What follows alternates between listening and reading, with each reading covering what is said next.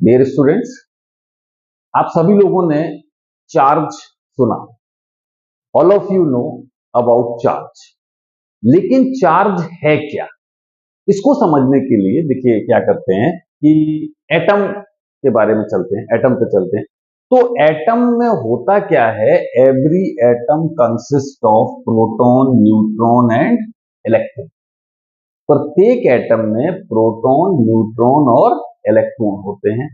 Proton and neutrons जो है वो आपके इनसाइड द न्यूक्लियस लाई करते हैं, लाइज इनसाइड द न्यूक्लियस।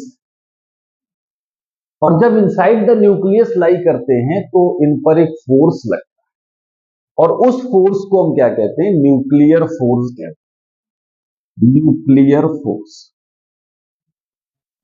और न्यूक्लियर फोर्स जो है it is the strongest force in nature. ये नेचर का स्ट्रॉन्गेस्ट फोर्स होता है। तो इससे ज्यादा फोर्स आप यहां पर लगा नहीं सकते, और जब इससे ज्यादा फोर्स नहीं लगा सकते तो they can not displace from their position. उनकी पोजीशन से इन्हें डिस्प्लेस नहीं किया जाए। बचे आपके कौन से, इलेक्ट्रॉन्स। इलेक्ट्रॉन क्या होते हैं, they are negative charge particles, negative charge और स्मॉलेस्ट यूनिट ऑफ चार्जेस। ठीक है, electron are considered as the smallest unit of charge.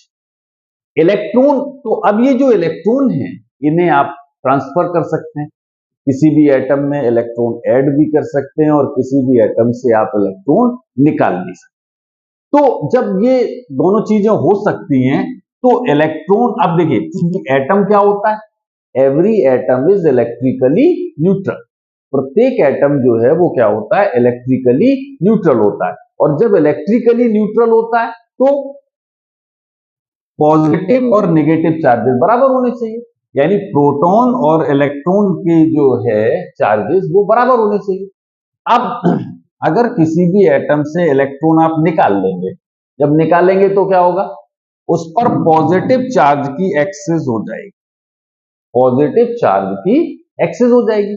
और जब पॉजिटिव चार्ज, और इलेक्ट्रॉन कभी भी फ्री स्टेट में नहीं रहता, तो अगर आपने इलेक्ट्रॉन निकाले तो किसी वो दूसरे एटम पे जाएंगे, तो जहां पर जाएंगे वहां पर क्या होगा, एक्सेस ऑफ नेगेटिव चार्ज हो जाएगी और तब वो आपका क्या हो जाएगा, नेगेटिवली चार्ज। तो यहां पर हुआ क्या, जैसे एक एटम से आपने, जैसे ये एटम था, इससे